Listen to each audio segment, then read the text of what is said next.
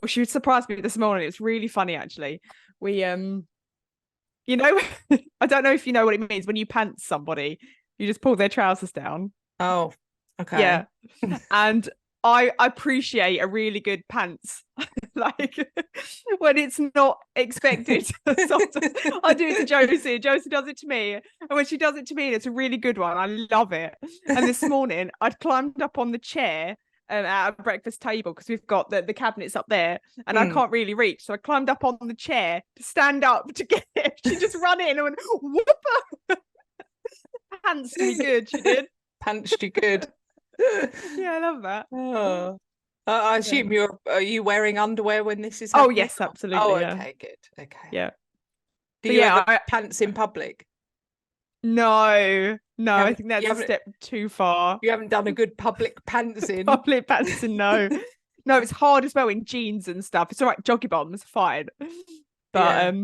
I just appreciate it makes me really proud when I get a good, good dance. You're like, yes, Yes. yes. Completely unexpected pantsing. Claire had an unexpected cuddle yesterday because she's been doing this like restraint training and things for work. So when she gets back from her training, I say to her, like, do you want to practice? And she's like, yeah, let me practice. And I go, okay. And she's like, right. And yesterday she came in, she was like, right, come at me. And I was like, you need to be You get the really knives careful. out the drawer. Yeah. And the thing is, in my head, I start off like, playful and, I'm like, she's small, Claire. So I don't want to She's like very small. go at her. Yeah, but And, like, she's feisty and strong. she is feisty. Yeah. Yeah. And some. So I was like, I start off like that. And I'm sort of, pushing and just doing a little bit of like knocking her hands away and things like that. And then like something else takes over. And like I fall, like run at her and like take her down. Yeah, yesterday she went, right, like grab me. And it's like she'd done training of trying to get people like off of her, or if people have grabbed her arm, she knows a way of like twisting her arm round and like getting their hands off and all that. So she was like, okay, grab me. So I was like, okay. So I grabbed like the front of her top that she was wearing, and she got me off really quick, and I was like, oh, that's really good, and she went, yeah, okay, right, do it again, but like not the same way, like try a different way. So I was like, okay. So like I grabbed her arm, and then like she got me off, and then she went, okay, do it again. And I thought, I don't know how else to grab someone. So I was like, she went, grab my hair or something. And I went, oh no, that's like, that's not cool. And I was Not like, cool. that's not cool, Claire.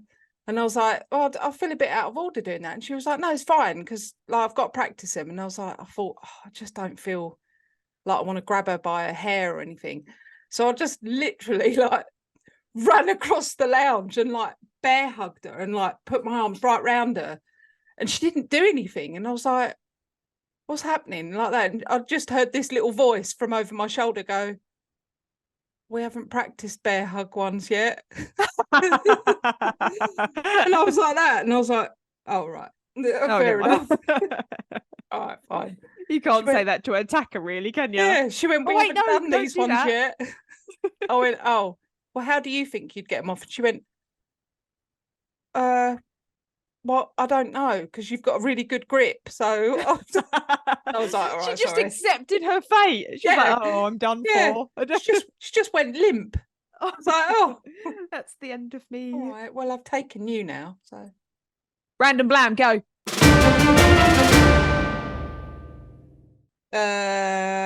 I am currently starting my menopause.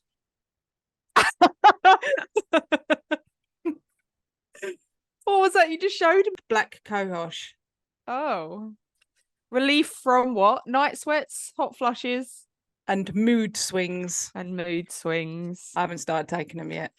Oh, moody. Random blam, go. I know every single word of every single Friends episode. Yeah, that is true. You do. Yep. Oh, speaking of which, I read a couple of months ago. I read Matthew Perry's. Have you? Yeah, I have book. as well.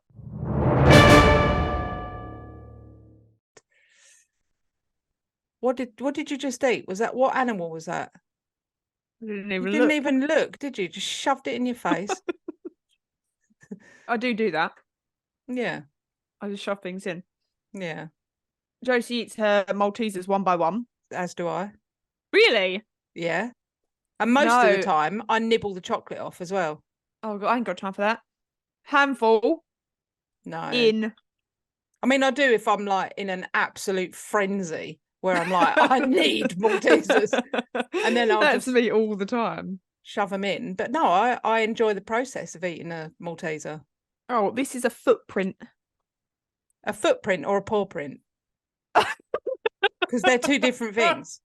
This is a paw print. Thank you. No, you're welcome. Footprint. Footprint. Fuck's sake.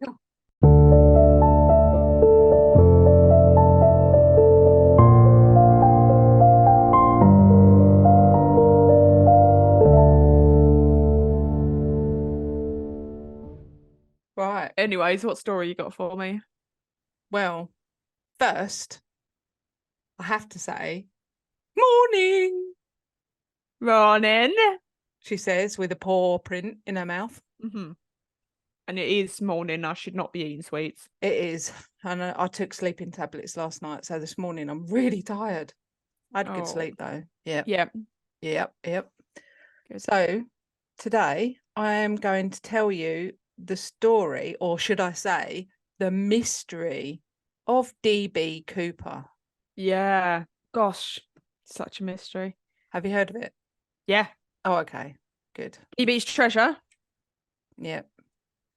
On November 24th, 1971, a guy called Dan Cooper walks into an airport and buys a ticket to fly from Portland, Oregon to Seattle, Washington.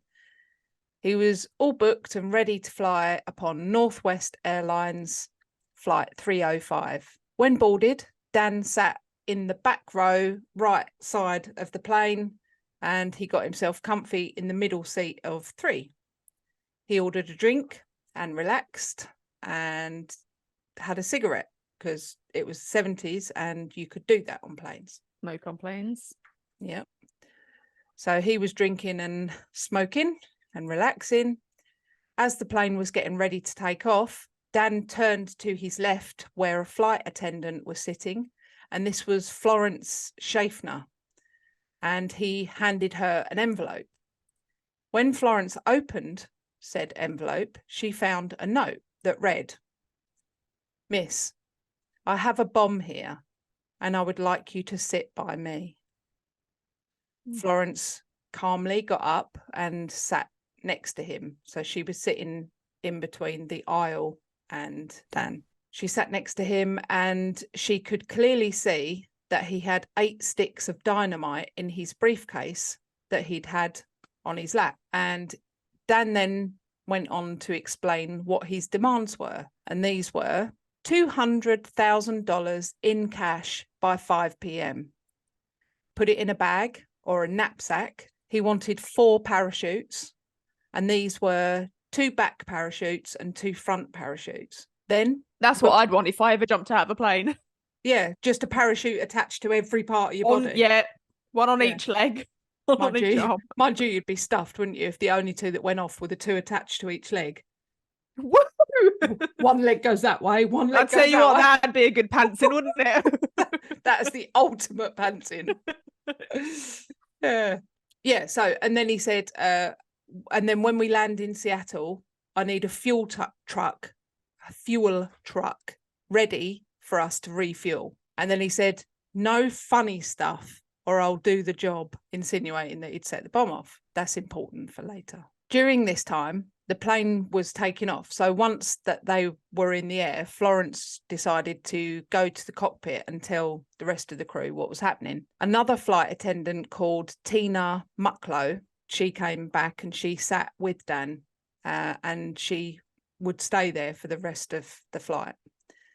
Tina had a phone that went directly, like an intercom system that went directly to the cockpit. And she would, throughout the flight, relay information from from the cockpit to the rear of the plane where they were sitting, and so on. The plane then circled around Seattle Airport while the people on the ground scrambled to get money and parachutes and everything else, fuel trucks arranged. As the plane circled the airport, Tina asked Dan why. She said, "Why did you pick Northwest Airlines?" And Dan laughed and said, "It's not because I have a grudge against your airline. It's just because I have a grudge." The authorities... Who is he demanding money from? Just... like, Tina, just get just me saying, the money. Yeah, just saying to her, "This is what I need. I need you to arrange 4 parachutes, $200,000 in cash, and a fuel truck ready." I don't suppose he cared where the money came from. It's just probably like the authorities, isn't it? Because if I made a ransom demand, I would expect the money to come from the government, from the authorities. Not that I'm planning on doing that. So the authorities went to Seattle First National Bank and they got 10,000 $20 bills, which totals $200,000. And an interesting fact, banks often have ransom money in a bag ready to go.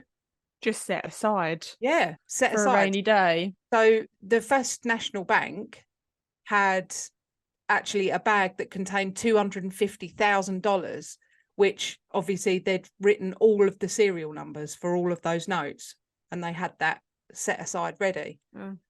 But Dan had only asked for 200,000, so I suppose they got out 50 grand and thought, touch. Saved us some money. Saved us some money. Yeah, so it was a ready to go bag of money in case they had a ransom demand. So that's what they grabbed super quick. And Seattle Sky Sports, which was a skydiving school nearby, supplied 4 parachutes. At 5:45, flight 305 touchdown in Seattle. And obviously this was delayed because they were circling in the air, waiting for them to get all the stuff and all that. Once the plane was down, it trundled round to a remote section of the airport where Tina, who had been with Dan this whole time, got off the plane and went to get the demands from the authorities. How brave is Tina? Because she got off the flight. She was away from the aircraft. She was completely safe, but she was still brave enough to take the bits and pieces and go back to the plane. Like, she had the option of not getting back on that plane and possibly getting blown up because they had no idea what was going to happen. Yeah. Dan very kindly allowed all of the 36 passengers who didn't even know that the plane had been hijacked. They had no idea. They just thought that the plane was a routine flight. Yeah, some kind of delay and all that, and then come down. But he said, yep, the 36 passengers can get off, along with 2 of the other flight attendants. So now on the plane remained Dan and 4 crew, including one of those 4 was Tina.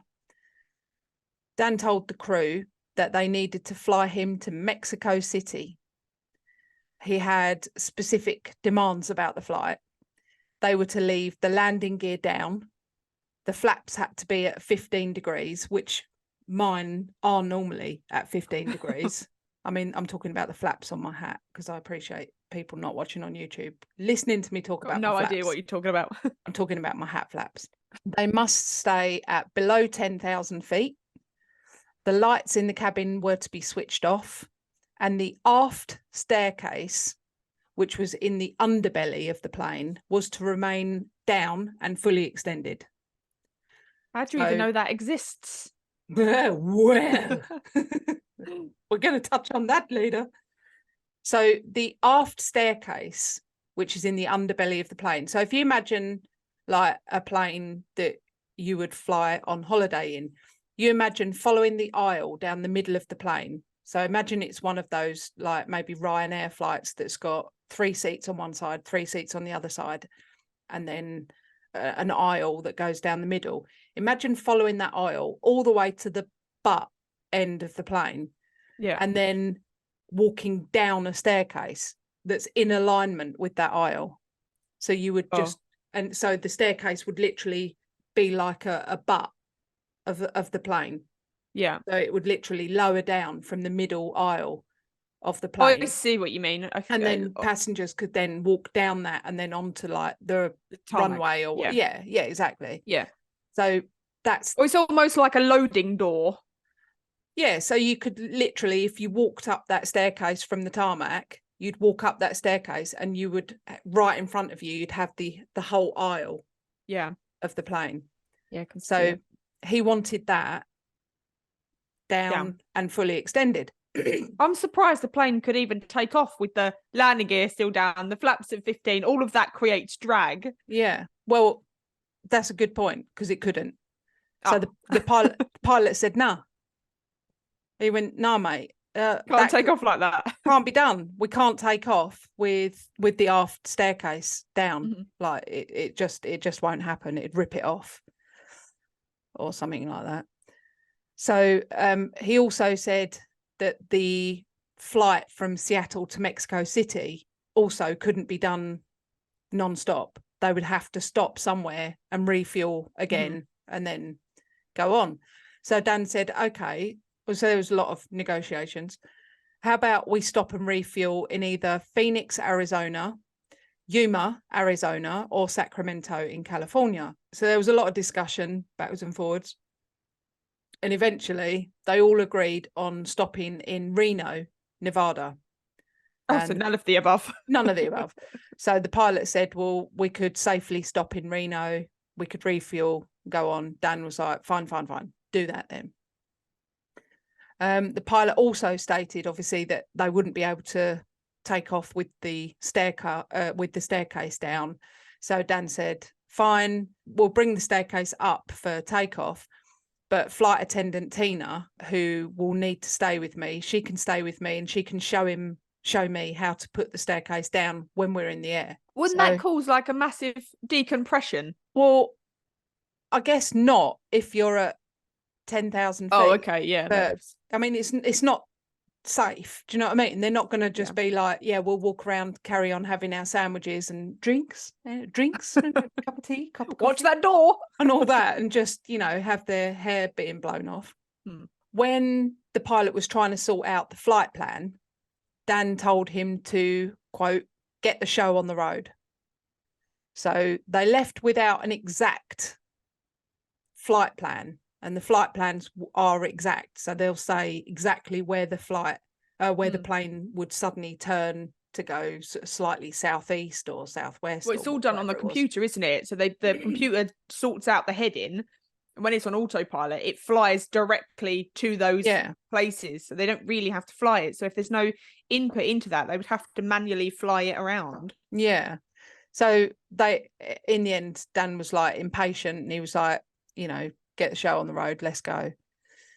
So with 2 fighter jets following the plane at 7:36, flight 305 was once again airborne and heading to Reno as its first stop. However, only 5 minutes max after the plane took off, Dan told Tina to go to the cockpit and to not be disturbed anymore.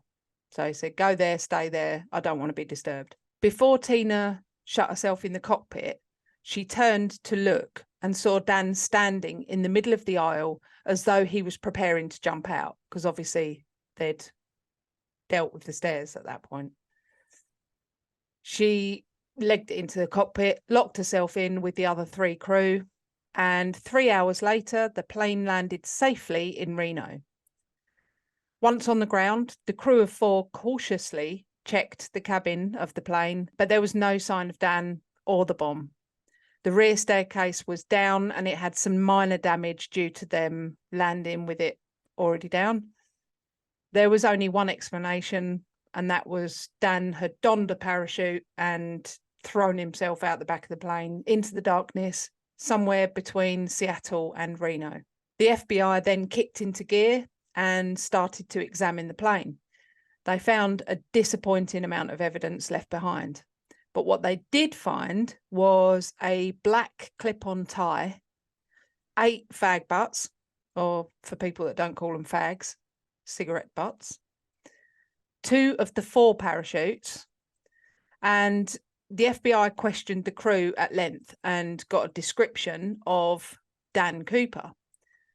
They said he was a Caucasian male, around his mid-40s, around 6 foot tall, about 170 pounds, black or very dark brown hair, brown eyes, and he wore a dark coloured trench coat, a dark suit with a white shirt, a black tie, dark coloured shoes, and periodically sunglasses. The FBI made some sketches. The only problem was the sketches all looked quite generic, like there was nothing that sort of jumped out at you that you thought, oh, I'll look for someone that's got like scar or something on his face, or you know, he's missing an eyebrow or missing a nose, or there wasn't anything that was like massively jump out at you. They also lifted 66 unidentified fingerprints from the seat that Dan had been in, but it matched nothing that they had in the database.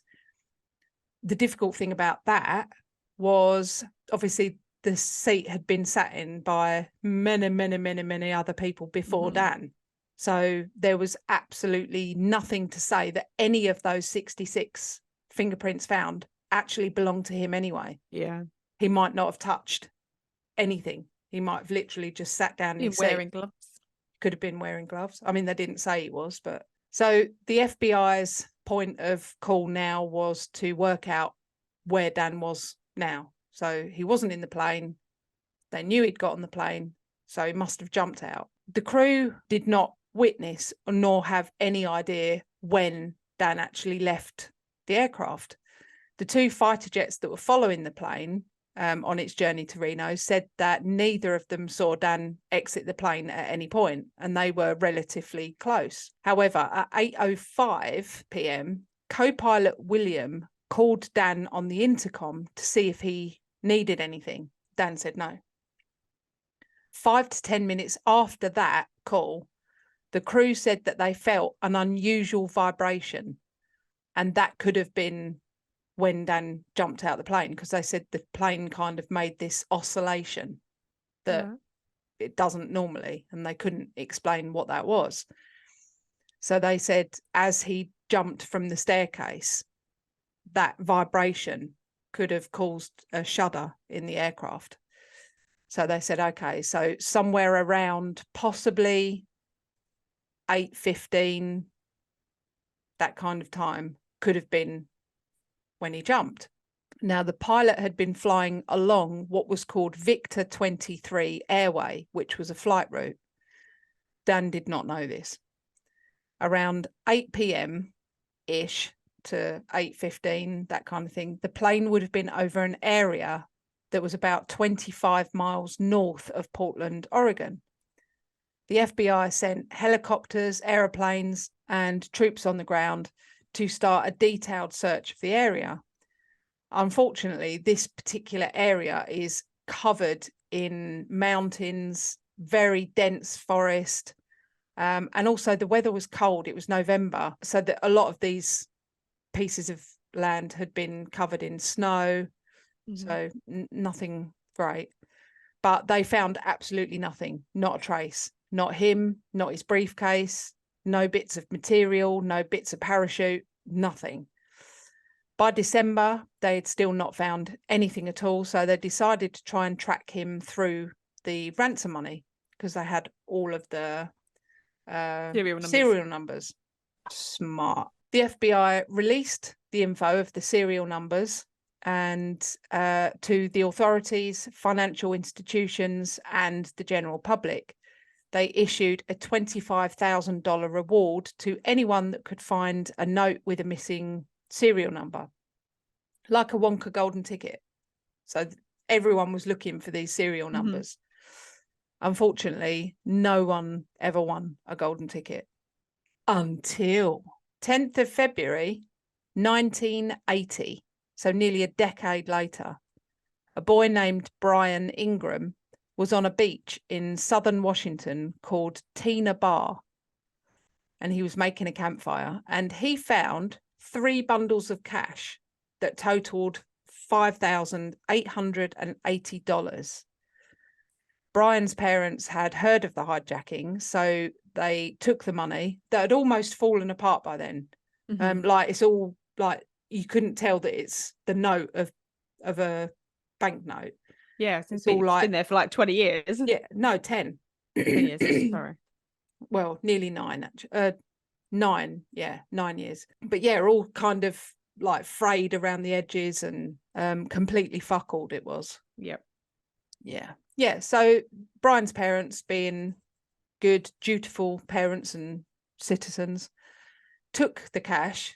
I mean, I suppose really, I mean, I looked at it, it is like messed up. So it's fuckled, yeah.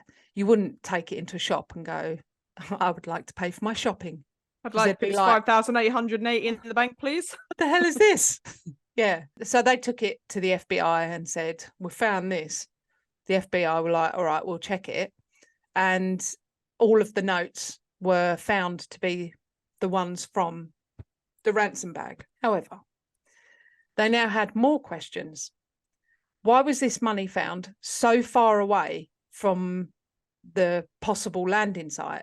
I mean, they mapped a huge area around this possible landing site or drop zone. And I mean, they're saying it was nowhere near.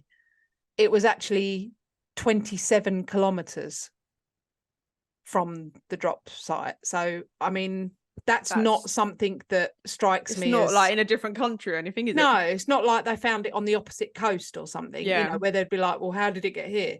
So, and I looked into a lot of it. I looked whether, obviously, because it was found on a beach, I looked to see if it was possible it could have been carried downstream. So, owing to the fact that the money was found further on in the journey means that the bundles could have been carried downriver. However, when I looked this up, it's found that the river actually flows in the opposite direction. Oh. So it would have, it couldn't have landed downstream. It would have been carried the opposite way. Yeah. The FBI then had to reassess the landing zone that Dan could have landed in. So they worked it out and they said it could have been much further southwest, which meant the bundles could have then floated in the correct direction and been carried to Tina Bar. But the biggest question they had was, how was it possible and what are the chances that 3 separate bundles could end up nearly a decade later all in the same spot and together? Because the 3 bundles, although bundled in individual bundles, there was nothing holding them all together, and they were all together, which they were like, that doesn't make sense. That particular section of the beach was actually excavated in 1974, which would mean the money would have should have found it if it had been buried. So the money would have been put there after 1974. Strange. Also, the biggest question over this was the rubber bands that were keeping each bundle of notes together were still completely intact. This particular type of rubber would have perished in open air and water and broken maximum after a year. Well, you know, when you find a rubber band on the ground outside, like the postman's dropped it, it's so brittle. Yeah, it just kind of comes apart. Yeah, I used to have a rubber band ball. So I used to pick up rubber bands that I found and put it on. And if you tried to stretch it over the ball, it'd just snap. Well, there you go. You heard it here first, people. Random blam. Doing our own research. So yeah, so you know, they did a lot of experimentation with different types of rubber bands and that, and you know, exposed to air, exposed to water, and the max they would have gone would be a year. This was like what, approximately 8-9 years. So 1971, this was 1980. It's just bizarre. The notes as well, although They, 10 years. Mm. I know that there was some damage to them, but I think after 10 years, they just wouldn't have been there at all. No, I think so as well. I mean, the FBI seemed to be more concerned about the rubber bands because the difference between 1 year and like 8 years or 9 years, whatever, is massively different. Mm-hmm. Anyway, the whole area and surrounding land had been searched and searched and searched many, many, many, many, many, many times. And there was still no sign of Dan, no sign of a body, no sign of any more of the money. So now we're going to look a little bit closer at the circumstances of the night of the hijacking. Around 8:05 or 8:15 is when they thought that Dan had jumped. The plane was traveling at 170 knots, which is around 196 miles per hour. Gosh. They were 10,000 foot up, which was 2 miles. And they were also flying through a freezing rainstorm. The wind That is how far Juliana Kopke fell. Do you know what? I thought of that. Yeah, I thought of that. When 10,000 foot, 2 miles. When I worked it out and I thought, oh, 2 miles up. And I thought, oh, that's the exact height that Julianne fell from without a parachute. Without a parachute.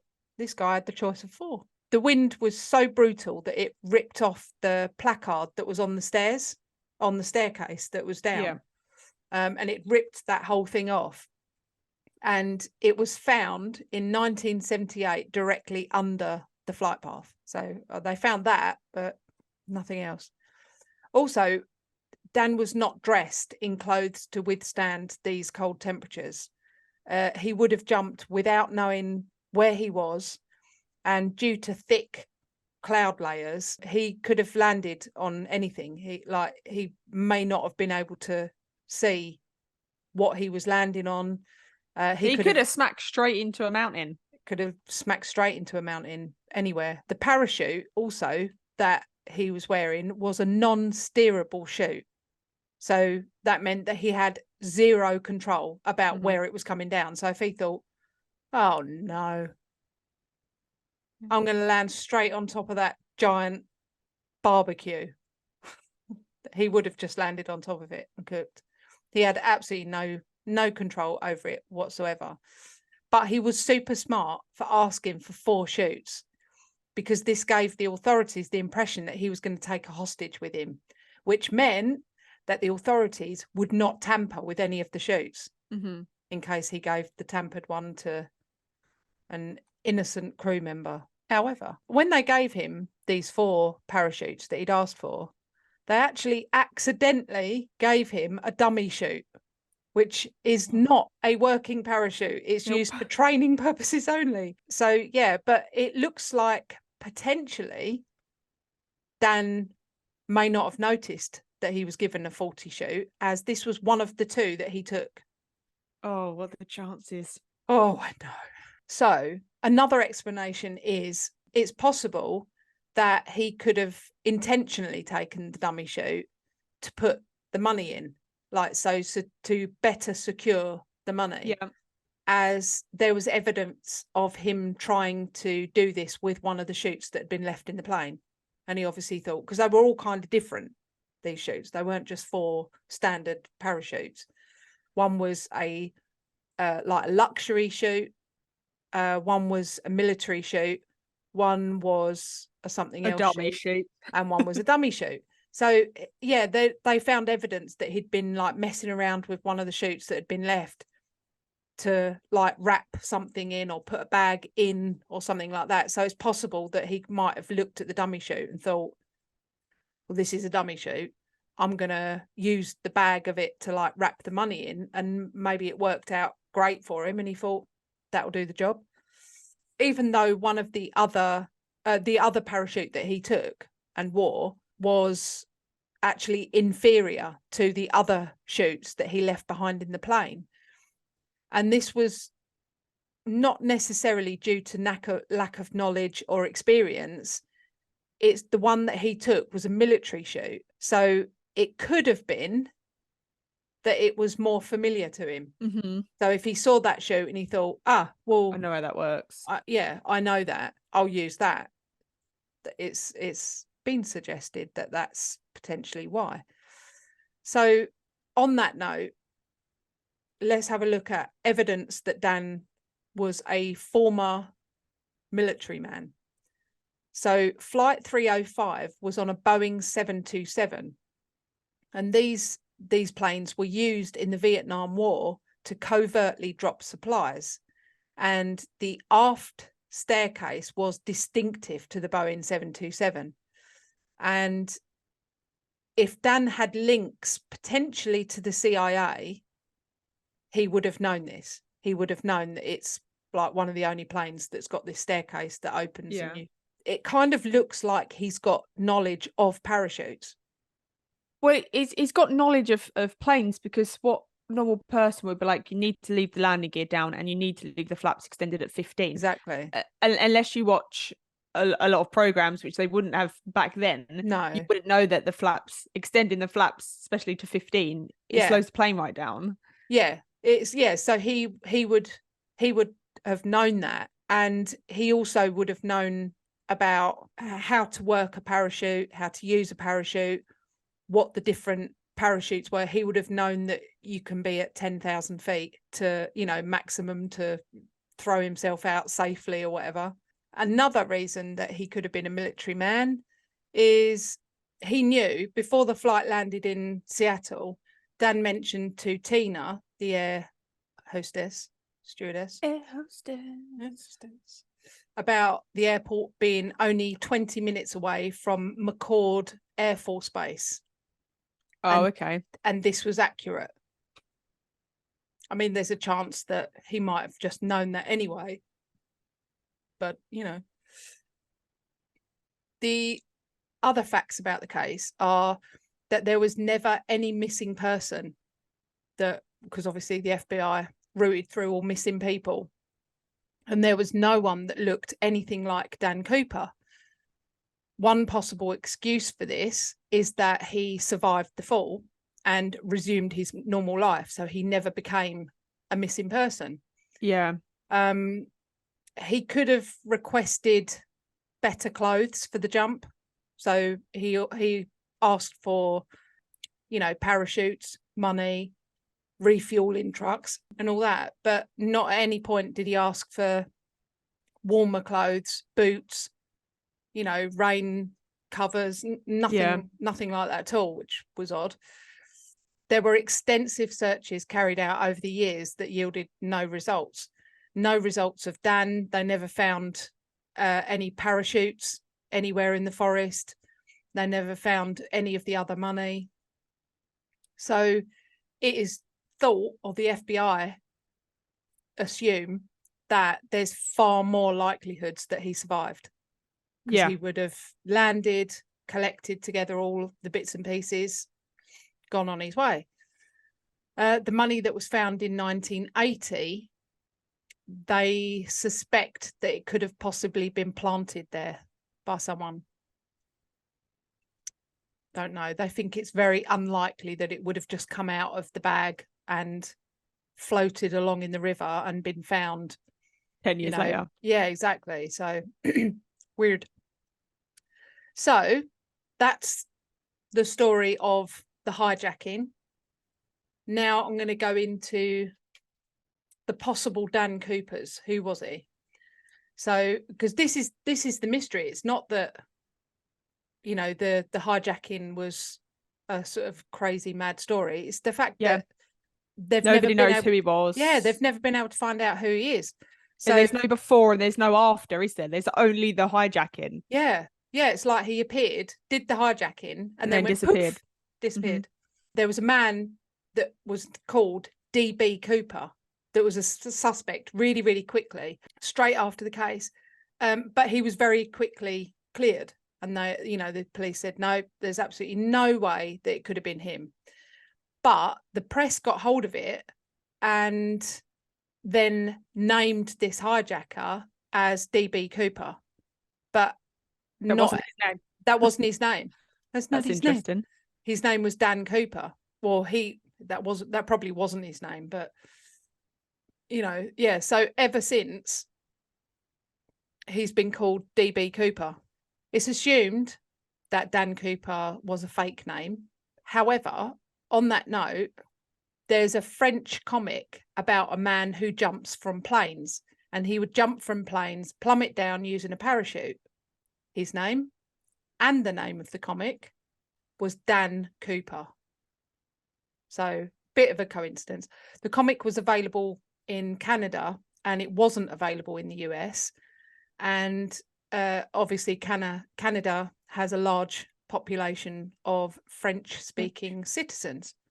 So again, it was suggested that this Dan Cooper could have been from Canada, although a French accent was never picked up on. In fact, the people on the plane, the air stewardesses, said that he had no discernible accent. So the suspects, and this was one of the things where I was reading about each suspect, I was like, that's him. That is definitely him. I think it's him. So now I know what I think. So I'm going to tell Sarah. Confirmation bias. This is the one that I think did it. And then I read about the next one and I was like, oh, no, I think this is him. This is definitely. And I did that with pretty much all of them. Yeah. So, yeah, I'll let you decide who you think.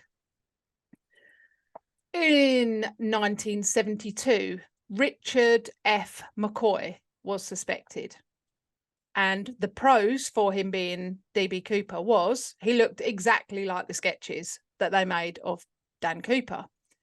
In 1972, he hijacked a Boeing 727 and escaped via the aft staircase with the use of a parachute.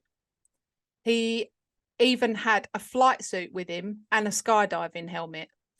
He used a fake name. He carried an explosive device. He had handwritten notes to issue his demands. He used the phrase, no funny stuff. Oh, yeah. Do you remember? That's the guy. That's the guy then. That's him. The same as Dan Cooper did.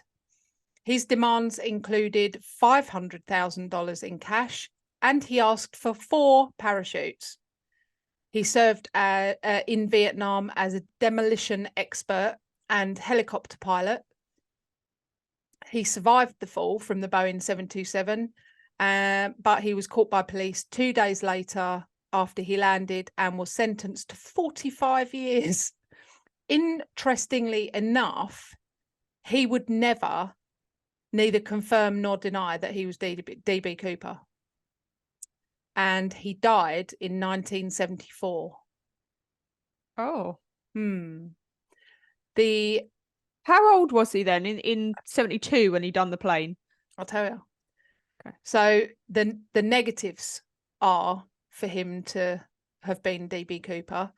Richard gave a very specific flight path and instructions, whereas DB Cooper didn't. He just said, we could go to this airport to refuel, or we could go here, and the pilot was like, no, that's not going to work. We need to go to Rio. And he was like, all right, fine.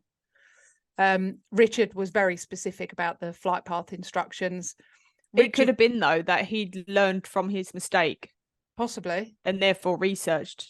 Yeah, possibly. Richard used a hand grenade and a handgun to threaten the crew, whereas DB Cooper had a briefcase with explosives. Richard left a handwritten note that he had given to the flight attendant, and it was later used in evidence on him in court, which obviously got him sentenced to 45 years. One of the big things was Richard was only 29 in 1971, and by all accounts, people are saying he couldn't have been mistaken for mid-40s. All 3 flight attendants were sure that this wasn't DB Cooper. So they looked at him and said, nah. They thought that it's possibly that he was a copycat, and he'd read the story about DB Cooper and thought, I could do that. Yeah. And this DB Cooper obviously got away with it. So yeah, so possibly not. I mean, a massive load of coincidences, but I don't. How did he die? Don't know. He was in prison. Yeah, he was still very young though, wasn't he? Yeah. In 1978, Robert Rackstraw was suspected. So pros for him being DB Cooper were he looked a lot like the sketches of Dan Cooper. He had military background as a paratrooper. He had experience with explosives. He also had a criminal record. His uncle was a skydiver, and his uncle was called John Cooper. Robert was kicked out of the army a few months before the hijacking. So possibly enough of a grudge, booted out the army and thought, all right, well, screw you all. When questioned by the media, he said, I could be DB Cooper, but I'm not saying I am. And he also said, well, I wouldn't discount myself. Who knows? The negatives are that Robert had blue eyes, not brown, and the flight attendants were pretty certain that DB Cooper had brown eyes.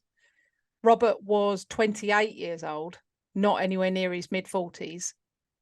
And Tina, that had sat with DB Cooper for a good many hours, she felt confident that she had a good idea of his age, and she was certain that, yeah, absolutely mid-40s. So that kind of, I guess, squashes that one. In 1995, Dwayne L. Webber was suspected. Again, the pros, he also looked a lot like the sketches of Dan Cooper. Just before his death, he made a deathbed confession to his wife and said, I've got a secret to tell you. I'm Dan Cooper. After he died, his wife said that she started thinking this over, and she started getting sort of memories of things. And she said, do you know what? Years ago, I remember finding in the house, finding a bank bag, like the one that was used in the hijacking. Mm-hmm. She also recalls him having quite a serious knee injury. And when they said, how did he do that? And he said that he jumped from a plane and hurt his knee.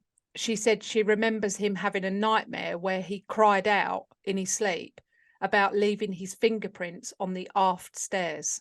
In 1979, Dwayne had also paid a visit to a small beach called Tina Bar. Oh. He also had a military background. He also had a criminal record. And in 1971, he was 47 years old. There, I suppose, the negatives.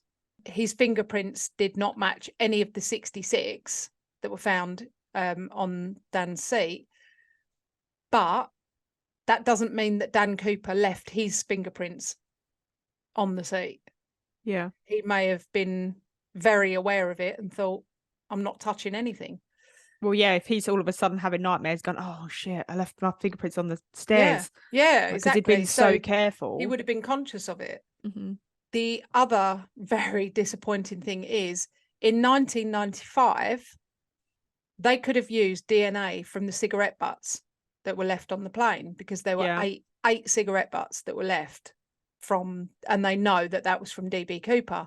Was he a smoker, that Dwayne? Yeah.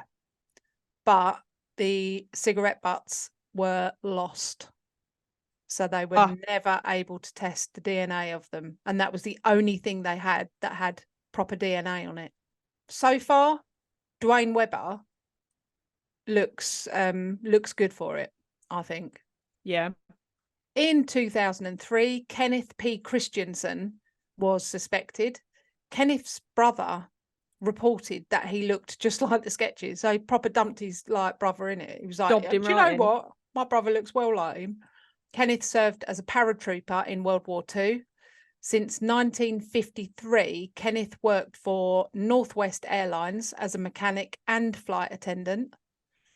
In 1971, Kenneth was 45 years old. 1994, just before Kenneth passed away, he said to his brother, there's something you should know, but I can't tell you. I mean, that's got to be the most annoying thing, isn't it? Yeah. You know, when someone goes, oh, I've got something really important to tell you, but I'll tell you later. Oh, Hate I that. can't stand that. Get out of my face telling me things like that. Tell me now or just don't mention it. Yeah. Anyway. Yeah, so there's something you should know, but I can't tell you. After his death, he was found to have over $200,000 in his bank accounts. Flight attendant Florence said when she saw a photo of Kenneth that he bore a very, very strong resemblance to Dan Cooper. The negatives are Kenneth didn't match the physical description. He was a lot shorter, a lot thinner, and a lot smaller than Dan Cooper. Kenneth didn't have anywhere near as much hair as Dan Cooper, and this was from Florence, the flight attendant. Kenneth had sold a lot of land as well, so him having just over $200,000 in his account is explainable. It's highly likely that he would have had that. Then we go to 2018. William J. Smith was a suspect. Again, William looks a lot like the sketches. William served in the Navy in World War II and he trained in parachuting as well. He was 43 in 1971. He had brown eyes. He was the same height and weight described for Dan Cooper. A friend of William's who sadly died in World War II was called Dan Cooper. William's company filed for bankruptcy in 1970. So William was skint and he also lost his whole pension. So that obviously that could have been a motive.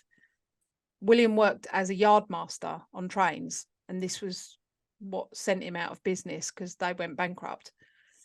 So this could have given William a motive because he would have had a grudge against airlines because it brought an end to people traveling on trains. So all these train companies were closing down and going out of business. On that subject, the clip-on tie that they found on the plane, when observed under a microscope, they found many metal particles. And they found pure titanium, which was super, super rare in 1971, but it's often used in rail yards. Goodness. I know, there's so many of them. Could be any one of them. I don't reckon it's the first two. No. William, then on. A con for William being DB Cooper is that William lived on the other side of the country. Like he lived and worked over the other side. So he lived nowhere near Seattle, and that Dan Cooper would have had a good knowledge of the area if he was planning to jump out of the plane and all that. Why do it in an area that you really don't know much about? That's pretty much that for the suspects. In 2016, the FBI officially closed the case, and the report was titled "The Investigation of 1971 Hijacking by DB Cooper." So even the FBI called him DB Cooper. Just known as DB Cooper now. Yeah. It's on his deathbed going, that wasn't even the name I gave. I said Dan. Yeah. The 2016 update read, following one of the longest and most exhaustive investigations in our history, on July 8th, 2016, the FBI redirected resources allocated to the DB Cooper case in order to focus on other investigative properties. During the course of the 45-year Norjack investigation, the FBI exhaustively reviewed all credible leads, coordinated between multiple field offices to conduct searches, collected all available evidence, and interviewed all identified witnesses. Over the years, the FBI has applied numerous new and innovative investigative techniques, as well as examined countless items at the FBI laboratory. Evidence obtained during the course of the investigation will now be preserved for historical purposes at FBI headquarters in Washington, D.C. So my closing questions are, was DB Cooper actually in his mid-40s, or did they estimate his age wrong? Did he have military experience? Was he a previous military man? Did he survive the jump? Will the rest of the money ever show up or be discovered? Will the remains of DB Cooper ever be found? But the biggest question, who was he? Who was DB Cooper? Tell me now, Sarah. Yeah, Who is Dan Cooper.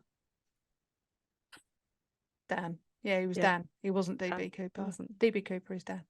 Yeah. I think he was Dwayne Webber. He sounds the most likely because, and here for why, on his deathbed, he didn't say, I'm DB Cooper, the same as the other ones were saying, oh, I could have been DB Cooper. Because that's not the name that he gave. He actually said, I was Dan Cooper. Yep. Could have been that one. And I feel like he wouldn't have, it would have been a one-off. I don't feel like he would have tried again. Yeah. I feel like he would have done that and then gone and lived a normal, quiet life. Yeah. His wife found a bank bag that looked just like he had a knee injury. I wish that his wife could have recalled when he had that knee injury. Yeah. Maybe if we ever touch on this as like blam or, you know, a discussion of some, I'll look more into Dwayne Webber. Because I just feel that everything fits with him. Like the only negatives that I could find to say that it wasn't him was that his fingerprints didn't match the 66, which is irrelevant. Yeah. Because they've never been able to get a fingerprint of Dan Cooper. Yeah. If they said we've got a fingerprint of Dan Cooper, this one's definitely his. Yeah, it's definitely his, and Dwayne's doesn't match, then I'd get it. But those 66 fingerprints, I mean, the fact that there's 66 and not 2 sets of fingerprints. And the fact that they couldn't identify him by DNA because they'd lost the cigarette butts. It's like, neither of those say these are the reasons why he's not Dan Cooper. Yeah. Yeah, and the fact that he went to that beach. Yes, yeah, he went to Tina Bar. 10 years later, and he was kind of like, oh, you know, people might have forgotten about Dan Cooper. Think about it. Dwayne went to Tina Bar in 1979, and the bundles of money were found in 1980. Yeah. And the rubber bands were still intact. And the company that supplied that rubber said only a year, and it was only a year, less than a year. Yeah, I feel like a year is more reasonable. I don't feel like it would have lasted 10 years. Like it would have just fallen out of the aeroplane and then landed there and been completely undiscovered and remained intact like that. I don't feel that's viable. It's a mystery. Well, that's why it's called the mystery of DB Cooper. It is.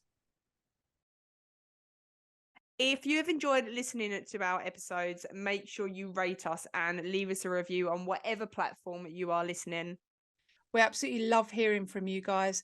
So you can also help support our show by donating to our Buy Me a Coffee link. We will make sure that you get a massive shout out and a big thank you in our next week's episode. You can also follow us on social media at Perplexed Podcasts. We're on Facebook, Instagram, and if you want to see more videos and blooper reels, subscribe to our TikTok and YouTube channels. You can also email us your stories at perplexedpodcasts@gmail.com. And you can find all the relevant links in the episode descriptions. Thanks for listening. Bye. Bye.